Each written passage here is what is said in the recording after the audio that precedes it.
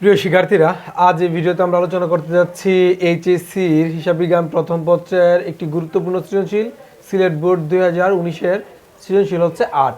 এটা হচ্ছে আমাদের ষষ্ঠ অধ্যায় প্রাপ্য হিসাব সময়ের হিসাব রক্ষণ পদ্ধতির একটি সৃজনশীল। এটির ক দাগে বলেছে এরকম যে আমি অলরেডি প্রশ্ন দিয়ে রেখেছি, দেখতে পাচ্ছ যে ক দাগে বলেছে যে অনাদায়ী পাওনা সঞ্চিতি মানে নতুন অনাদায়ী পাওনা সঞ্চিতির পরিমাণ নির্ণয় করো। আর অনাদায়ী রিলেটেড কাজ করতে হলে আমাদের 4টি স্টেপ ফলো করতে হয়। প্রথমটি হচ্ছে অনাদায়ী পাওনা, তারপর হচ্ছে নতুন অনাদায়ী পাওনা, নতুন অনাদায়ী পাওনা সঞ্চিতি যোগ, সর্বশেষ আমাদের পুরাতন অনাদায়ী পাওনা সঞ্চিতিটা বিয়োগ করতে হয়। এই হচ্ছে আমাদের কাজগুলো। তাহলে এই 4টা স্টেপ মেনটেন করে আমাদের প্রত্যেকটি টাকাগুলো আমরা উদ্দীপক থেকে বের করব।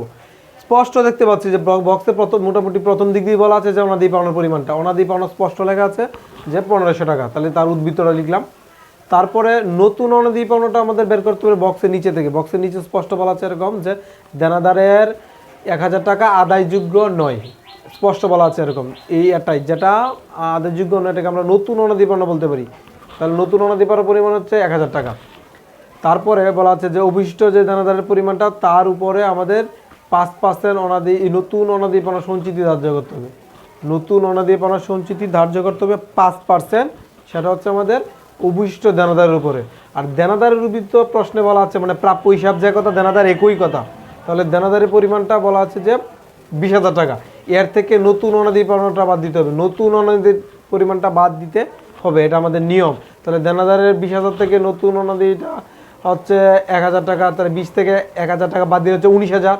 আর এই 19,000কে আমরা পার্সেন্টেজ করবো 5%। তাহলে 19,000-এর 5% যদি আমরা করি তাহলে হচ্ছে 950 টাকা। তাই এই হচ্ছে আমাদের নতুন অনাদায়ী পাওনার পরিমাণটা। আর সর্বশেষে আমাদের এখন দরকার পুরাতন অনাদায়ী পাওনা সঞ্চিতি। পুরাতন অনাদায়ী পাওনা সঞ্চিতির পরিমাণটা বরাবরই প্রশ্ন বলা থাকে, দেখতে পাচ্ছি স্পষ্ট বলা আছে যে 1750 টাকা। তাহলে পুরাতনটা অবশ্যই আমরা বিয়োগ আকারে রাখবো, কারণ অনাদায়ী পাওনা বা কুরিনের কাজ করতে গেলে পুরাতনটা বিয়োগ হয় আর নতুনগুলো যোগ হয়। তাহলে এই 3টা ফিগার যোগ করবো এবং এই 1750 বাদ দিব, তাহলে উত্তর হচ্ছে 1700। এটা হচ্ছে আমাদের এটা হচ্ছে আমাদের পুরো অনাদায়ী পাওনা খরচের পরিমাণ। এটাকে আমরা বলবো অনাদায়ী পাওনা খরচ। কিন্তু আমাদের প্রশ্ন বলেছিল শুধু অনাদায়ী পাওনা সঞ্চিতিটা বের করে নেবে, নতুনটা। তাহলে আমরা এর জন্য সুতরাং নিচে লিখে দিয়েছি যে নতুন অনাদায়ী পাওনা সঞ্চিতির পরিমাণ 950 টাকা এটা।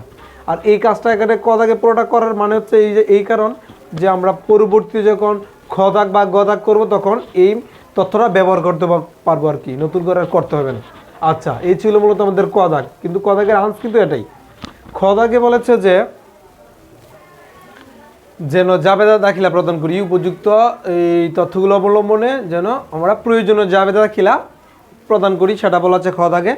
তাহলে সাধারণত এই অধ্যায়ের ক্ষেত্রে আমাদের 4টি জাবেদাই হয়।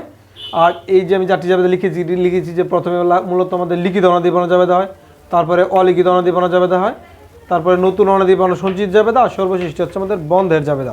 সর্বশেষ হচ্ছে অনাদায়ী পাওনা বন্ধের জাবেদা। এই 4টি জাবেদা আমাদের মুখস্থ করে রাখলেই আমরা যে কোনো এই জাবেদা প্রদান করতে পারবো। মাঝে মাঝে আমাদের এই লিখিত অনাদায়ী পাওনাটা দেওয়া থাকে না, তাহলে আমাদের 3টি দিলেই হবে। আবার অলিখিতটা মাঝে মাঝে থাকে না, তাহলে আমাদের এই 3টি দিলেই আমাদের হবে।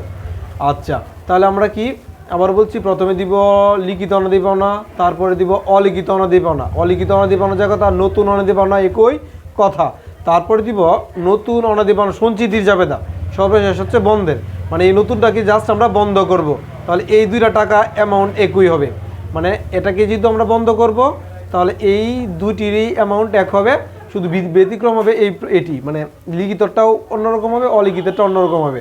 আর একটা প্রশ্ন বলা থাকে। আর এই টাকাগুলো আরও সহজ করে আমরা আনতে পারি আমাদের ক দাগে যে কাজগুলো করেছিলাম, মানে 4টা স্টেপে যে কাজগুলো করেছিলাম সেই থেকে। ক দাগে যে কাজগুলো করেছিলাম সেখানে কিন্তু আমাদের যে প্রথম যে অনাদায়ী পাওনার পরিমাণটা ছিল 1500 টাকা, প্রথম যে অনাদায়ী পাওনার পরিমাণটা ছিল সেটা হচ্ছে 1500 টাকা। সেটাকে আমরা বলবো লিখিত অনাদায়ী পাওনা। লিখিত অনাদায়ী পাওনা যাবে হচ্ছে অনাদায়ী পাওনা সঞ্চিতি ডেবিট আর দেনাদার হিসাব ক্রেডিট। আর পরিমাণটা স্পষ্ট বলা ছিল 1500 টাকা, লিখিত লিখলাম 1500। অলিখিত যে অনাদায়ী পাওনা যাবে তাটাও লিখিতর মতনই, অনাদায়ী পাওনা সঞ্চিতি ডেবিট, দেনাদার হিসাব ক্রেডিট। আর তার পরিমাণটা হচ্ছে 1000, যেটা আমরা প্রশ্ন থেকে স্পষ্ট বুঝতে পেরেছিলাম যে দেনাদারের 1000 টাকা আদায়যোগ্য নয়, এটাকে আমরা নতুন অনাদায়ী পাওনা বলতে পারি বা অলিখিত অনাদায়ী পাওনা বলতে পারি। তাহলে টাকাটা 1000 টাকাই লিখলাম। তাহলে এই 2টা জাবেদা আমাদের সেম। এখন হচ্ছে নতুন অনাদায়ী পাওনা সঞ্চিতি জাবেদাটা। নতুন অনাদায়ী পাওনা সঞ্চিতি জাবেদা হবে অনাদায়ী পাওনা ডেবিট আর অনাদায়ী পাওনা সঞ্চিতি হবে ক্রেডিট। আর এই টাকাটা হবে আমাদের কাজের টাকাটা, কত আগে যে আমরা কাজ করে টাকাটা পেয়েছিলাম, এই যে কাজের টাকাটা আমরা আনবো। কত আগে আমরা যে কাজ করে টাকাটা পেয়েছিলাম একদম যে এই 1700 টাকা, এই 1700 টাকাটাই আমরা এখানে এই কাজের টাকা বাবদ আনবো, মানে নতুন অনাদি পাওনা সঞ্চিতির জন্য আমরা এই 1700 টাকা আনবো। তারপরে বন্ধের জাবেদা এই আয় বিবরণী হিসাব ডেবিট, অনাদি পাওনা হিসাব ক্রেডিট, এটা হচ্ছে বন্ধের জাবেদা। এই টাকা যা থাকবে, মানে নতুন টাকাটা যা থাকবে তাই আমরা বন্ধের জন্য আনবো। তাহলে আমাদের উচিত হবে এখন এই প্রত্যেকটা জাবেদা মুখস্থ করে নেওয়া, মানে লিখিতরটা, অলিখিতরটা, নতুনেরটা, বন্ধেরটা। তাহলে আমাদের আর এই অধ্যায়ের ক্ষেত্রে জাবেদা দিতে গিয়ে আমাদের আর অসুবিধা হবে না। আচ্ছা, এখন হচ্ছে এটার গদাগে বলেছে যে আমাদের খতিয়ান করতে হবে, অনাদি পাওনারও খতিয়ান করতে হবে, অনাদি পাওনা সঞ্চিতির খতিয়ান করতে হবে, মানে দুটি খতিয়ান করতে হবে। তাহলে অনাদি পাওনার খতিয়ান করতে গেলে চলো আমরা গণাঙ্কন করলাম। অনাদি পাওনার কাজ করতে গেলে আমাদের জাবেদা থেকে জানি আমরা খতিয়ান করতে গেলে জাবেদের সাহায্য নিতে হয়। তাহলে দেখবো জাবেদার মধ্যে আমাদের অনাদি পাওনা কথাটা কয়বার আছে। আমরা কিন্তু দাগে জাবেদা করেছিলাম, আর এখানে আমরা অনাদি পাওনা কথাটা স্পষ্টভাবে দেখতে পাচ্ছি যে 2বার রয়েছে। অনাদি পাওনা কথাটা এখানে একবার রয়েছে অনাদি পাওনা, এরপরে আবার এখানে দেখতে পাচ্ছি অনাদি পাওনা রয়েছে। তাহলে এই অনাদি পাওনা বিপরীত নাম হবে অনাদি পাওনা সঞ্চিতি, আর এটার বিপরীত নাম হবে আয় বিবরণী। তাহলে এই বিপরীত নামটি এখন আমরা এখানে নিয়ে বসাবো। প্রথমে লিখলাম অনাদি পাওনা সঞ্চিতি, তারপর লিখলাম আয় বিবরণী। যেহেতু এখানে দুইটি লাইন, তাহলে আমাদের নিয়ম হবে যে আমাদের এই অনাদি পাওনা বাবদ কাজের টাকাটা লেখা। কাজ বলতে আমি বোঝাচ্ছি যে ক নাম্বারে যে আমরা পুরো কাজটা করে যে পেয়েছিলাম 1700 টাকা, এটা একবার ডেবিটে হবে, যেহেতু দুটি লাইন, একবার ডেবিটে তারপর হবে ক্রেডিটে। প্রথম ডেবিটেরটা আমাদের যারা ডেবিট হবে, এটা ডেবিট কিন্তু এটা ক্রেডিট, যার জন্য এটা থেকে এটা বিক করে আমাদের জিরো ফিগার হয়ে যাবে। এই হচ্ছে আমাদের অনাদি পাওনার কাজটা। এখন হচ্ছে আমাদের অনাদি পাওনা সঞ্চিতির খতিয়ানটা। অনাদি পাওনা সঞ্চিতির জন্য আমরা যে চলমান যে একটা গড় আঁকলাম। অনাদি পাওনা সঞ্চিতির ক্ষেত্রে একটা ব্যালেন্স বিডি দেওয়া থাকে, মানে পূর্ব থেকে আমাদের একটা জিআর দেওয়া থাকে অনাদি পাওনা সঞ্চিতির, যেটা আমাদের প্রশ্ন একদম স্পষ্ট বলা আছে যে এই অনাদি পাওনা সঞ্চিতির উদ্বৃত্তটা 1750 টাকা। তাহলে এটা যেহেতু আগে থেকে দেওয়া রয়েছে, তাহলে লিখবো আমরা ব্যালেন্স বিডি। আর যেহেতু অনাদি পাওনা সঞ্চিতি ক্রেডিট উদ্বৃত্ত প্রকাশ করে, যার জন্য আমরা ক্রেডিট পাশে লিখবো 1750। তারপরে জাবেদা থেকে দেখবো অনাদি পাওনা সঞ্চিতি কতটা কয়বার রয়েছে, জাবেদাটা একটু ঘেটে দেখবো কয়বার অনাদি পাওনা সঞ্চিতি রয়েছে। এখানে অনাদি পাওনা সঞ্চিতি দেখতে পাচ্ছি একবার, এখানে অনাদি পাওনা সঞ্চিতি একবার, 2বার। তাহলে এটার বিপরীত দেনাদার, এটার বিপরীত দেনাদার, আর এখানে রয়েছে অনাদি পাওনা সঞ্চিতি, এর বিপরীত হচ্ছে অনাদি পাওনা। তাহলে 3বার আমি পেয়েছি। তাহলে এটারও বিপরীত দেনাদার, এটারও বিপরীত দেনাদার, কিন্তু এটার বিপরীত হচ্ছে অনাদি পাওনা। তাহলে 3বার আমরা লিখব।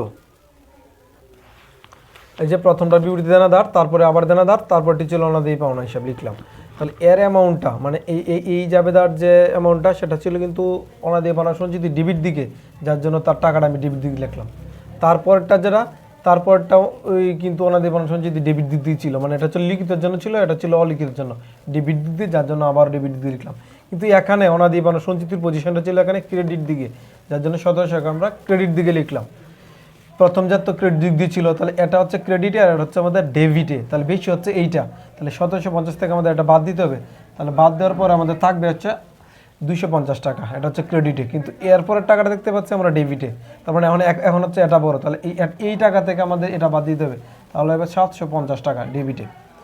এখন ডেবিটে 750 আর এই 1700 এই হচ্ছে আমাদের ক্রেডিটে, তাহলে এখন বড় হচ্ছে এইটা। তাহলে আমাদের এই 1700 থেকে এই টাকাটা এখন বাদ দিতে হবে, 1700 থেকে আমাদের এই টাকাটা বাদ দিতে হবে। তাহলে এখন যদি বাদ দিই, তাহলে আমাদের উত্তর হবে 950।